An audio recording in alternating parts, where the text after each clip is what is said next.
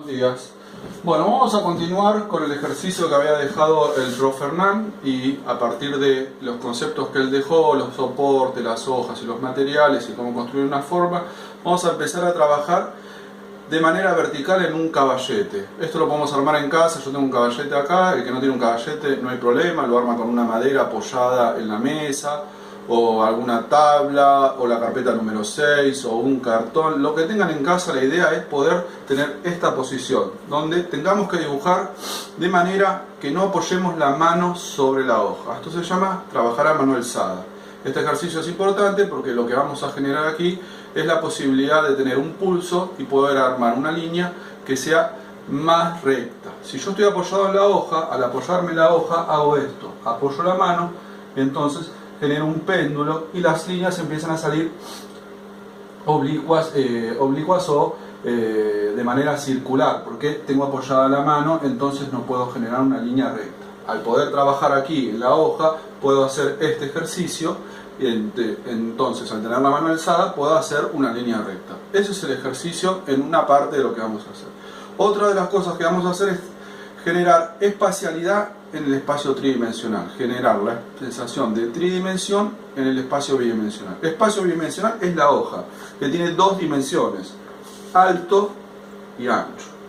Tridimensión es los objetos, donde yo los puedo tocar, agarrar o levantar, que tienen tres dimensiones. Por ejemplo, la caja, que tiene alto, ancho y profundidad. O un cilindro, que tiene alto, ancho y profundidad. Empiezan los objetos con tres dimensiones. Entonces, estos conceptos hay que trasladarlos desde la tridimensión real aquí a este espacio bidimensional. Yo lo que voy a hacer es un pequeño ejercicio, una demostración de lo que tendríamos que hacer en casa para ejercitar esto y poder ir puliendo el ejercicio número 1 que dimos con los profes. Lo que tendríamos que hacer entonces es ubicar estos dos objetos dentro de la hoja, por observación. Lo que tenemos que hacer entonces es lograr una composición. Esto que está aquí, de manera tridimensional, tiene que pasar adentro de la hoja, no tiene que quedar ni en un rincón, ni muy chiquito ni muy grande. Para eso lo primero que hacemos, lo que se dice es una línea de cruz. Lo voy a dibujar con un lápiz 6B, que no es para esto, como explicó el profe, el lápiz 6B es para dar sombras y valores. Para esto tenemos que usar un lápiz HB. Yo voy a usar este porque si no ustedes no lo van a ver desde la cámara. Vamos a hacer una línea de cruz. Aquí entonces tengo ubicado el centro de la hoja y dividido en 4 secciones la hoja.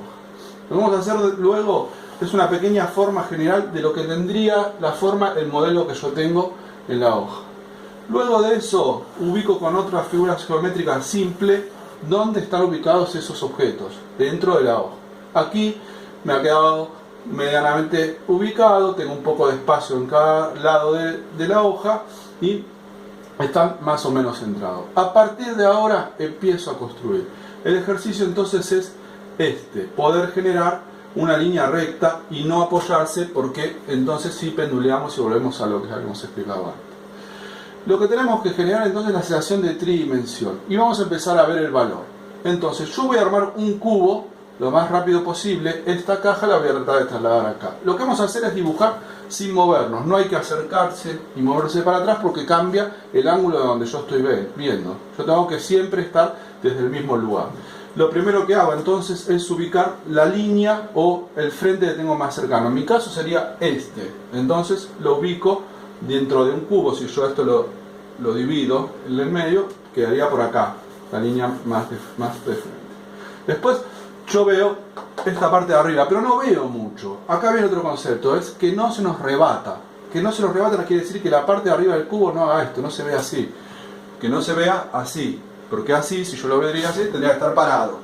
Entonces, como yo estoy sentado, veo muy poquito. Entonces, es la posición de esta línea, la que se fuga, la que va hacia atrás. Acá se empieza a alinear estos conceptos con los conceptos que vamos a ir viendo de a poco en el lenguaje visual 1. Todo lo que vamos a ver en dibujo tiene un pie en lenguaje visual, que es lo que nos va a dar muchas herramientas para poder trabajar aquí en la posición en el plano, que es lo que estamos haciendo hoy. Entonces, esta línea es la que se fuga hacia atrás. Se vuelve a fugar la de abajo, esta, que es paralela a esta. Paralela significa que van igual, en el mismo sentido. Las verticales siempre son verticales igual al borde de la hoja, siempre son verticales.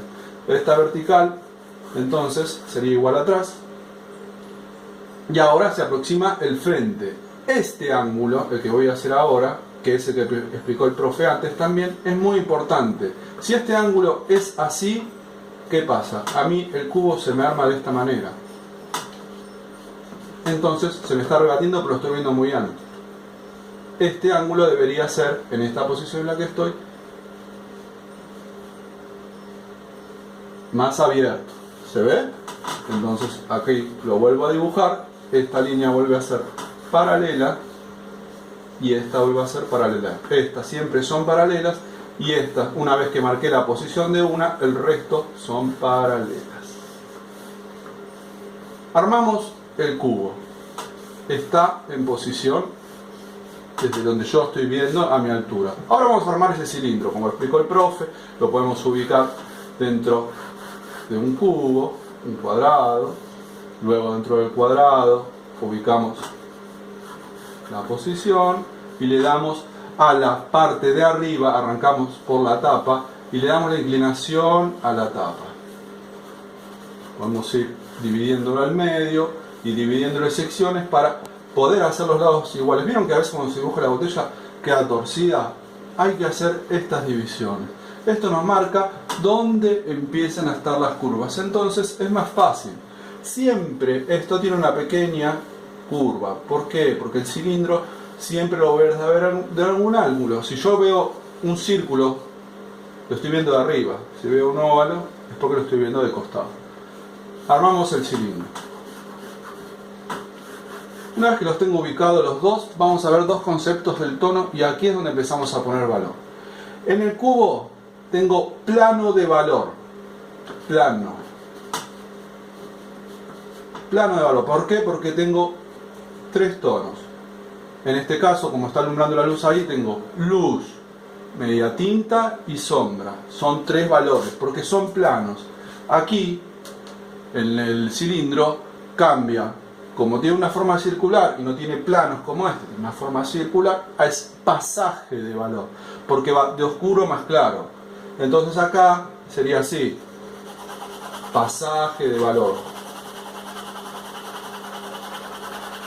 En el centro está la luz más clara, como se ve en el dibujo, y aquí en los ángulos está más oscuro. Entonces, esto sería pasaje de valor en las formas circulares. En las formas cuadradas se llama plano de valor. Entonces aquí sí tenemos que hacer tres valores. La luz, como el color es marrón, no es blanco, tiene un pequeño tono. Por ejemplo, el marrón de aquí sería un gris claro. La media tinta, sería el color del medio. Luz, media tinta sería un color intermedio y la sombra. Entonces son tres. La media tinta sería un poco más oscuro que la luz. Primero trabajo y lo hago del mismo tono y luego voy pasando otra vez, voy pasando suavemente hasta lograr un tono más del que tenía anteriormente la luz. Y luego pasamos al tercero, que es la sombra. Y aquí si damos un tercer valor y oscurecemos más de lo anterior. Lo estoy haciendo rápido y un poco desprolijo para que el video no sea muy tedioso. Pero lo van a poder ver varias veces para poder adquirir el lenguaje técnico, que igual están los libros que hemos dejado con los profes. Entonces, luz, media tinta y sombra. Tengo una fuente de luz que me ilumina. Y aquí aparece otro concepto. Tenemos dos tipos de sombra. La sombra propia. La sombra propia es la propia del objeto. Y la sombra proyectada, la que se proyecta por detrás en la superficie donde está apoyado, en la pared, y en el mismo de un objeto hasta el otro. Entonces aquí aparece la sombra propia.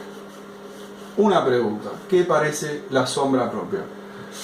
La sombra propia tiene distintos valores, depende. Por ejemplo, si el rojo es muy oscuro, los valores serían más oscuros aquí. Si la caja es más clara, los valores serían más claros. Entonces varían las sombras propias, varían de tonalidad, son más oscuras, más fuertes, los valores son más altos o más bajos. Pero la sombra proyectada, ¿varía? No, siempre es igual, siempre tiene el mismo tono. ¿Por qué? Porque son grises. Los grises pueden ir variando dependiendo del tipo de luz que tenemos, pero siempre va a ser un gris. Fíjense que las sombras más o menos siempre tienen el mismo tono, dependiendo de dónde están, pero siempre son un gris. Entonces, aquí marcamos las sombras proyectadas. Por ejemplo acá, si le pega la yumba proyectada del frasco a la caja. Entonces vamos a cerrar por aquí como para poder asirnos de esto, para poder trasladar los espacios tridimensionales al espacio bidimensional que es la hoja. Primero hacemos una línea de cruz, luego hacemos un pequeño croquis donde vamos a ir ubicando los objetos, uno general, uno más particular para cada objeto. Luego que está ubicado y ya sabemos dónde están, empezamos con la línea que tenemos más cerca del cubo a ubicarlo. A partir de ahí tiramos las líneas que van hacia atrás y que son las que dan la fuga y la profundidad. Una vez que armamos ese cubo a mano alzada sin apoyarnos en la hoja, vamos a armar el siguiente. Una vez que armamos el cilindro, recordemos la parte superior, que no se rebate, no quede hecho un círculo, sino tiene que ser un óvalo muy planito. Luego de lo que tenemos armando, empezamos con el trabajo de valor. 3 tonos en el plano de valor, luz, media tinta y sombra, y en el pasaje de valor tiene que ir paulatinamente de los bordes hacia el centro donde está más claro y en los bordes un poco más oscuro. Recuerden que no debe ser demasiado abrupto el pasaje, sino tiene que ser paulatino, para que pueda generar la sensación de volumen. Nosotros lo que estamos generando es sensación de volumen, de profundidad, de tridimensión, de que hay algo más cerca mío y algo más lejos. Lo que está debajo de la hoja, más cerca del borde inferior, está más cerca mío. Lo que está más arriba de la hoja está más lejos mío. Esto genera sensación de profundidad. Conceptos que vamos a ver en lenguaje visual 1. Hasta aquí dejamos este trabajo. Espero que haya servido y nos vemos con más preguntas en el foro.